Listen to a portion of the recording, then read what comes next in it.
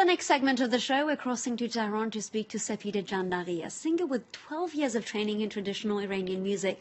Now, despite getting thousands of followers on social media, Sepide feels her career has hit a dead end.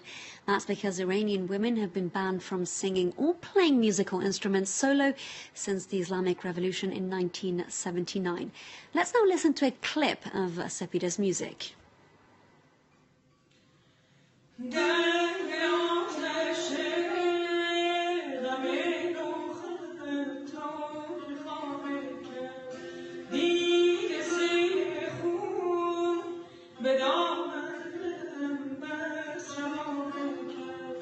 Sepide Jandaghi, thank you so much for speaking to Middle East Matters.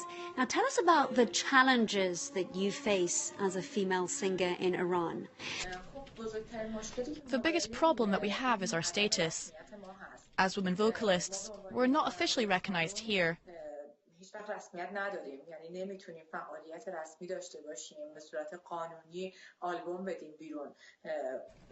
Legally, we cannot be active. We cannot release music albums that could be sold in shops. So this prevents musicians from working with us. If they decide to work with us, it is us, the singers, that have to take on all the costs that go into producing an album.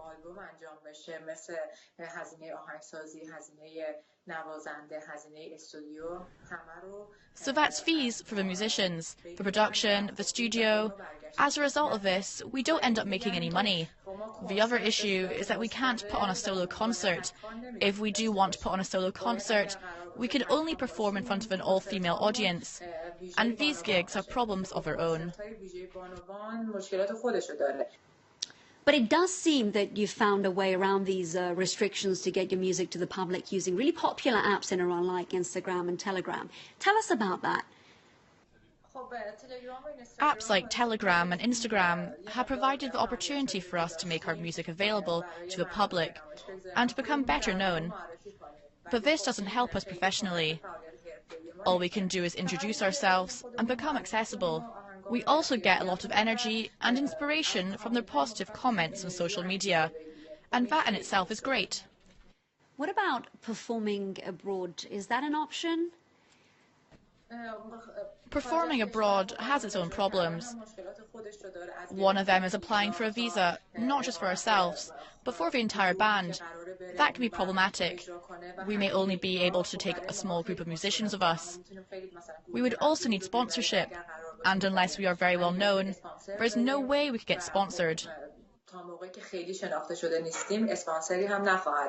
You've been talking about certain restrictions when it comes to your own profession. How have things generally changed for women under President Rouhani, who came along and he promised very much cultural and social reforms, especially for women?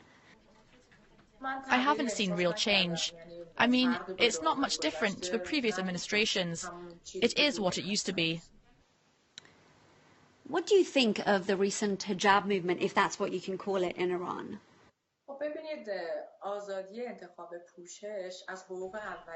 The freedom to choose what we wear is one of our basic rights in any country. Being able to choose what we put on, that would mean respecting each individual to make their own decision. The dress code that we have here creates restrictions for women. On many occasions, women have been insulted, treated badly, and at times there has even been physical confrontation. So that's why you're seeing these recent events. Sepide Jandaghi, thank you so much for joining us all the way from the Iranian capital.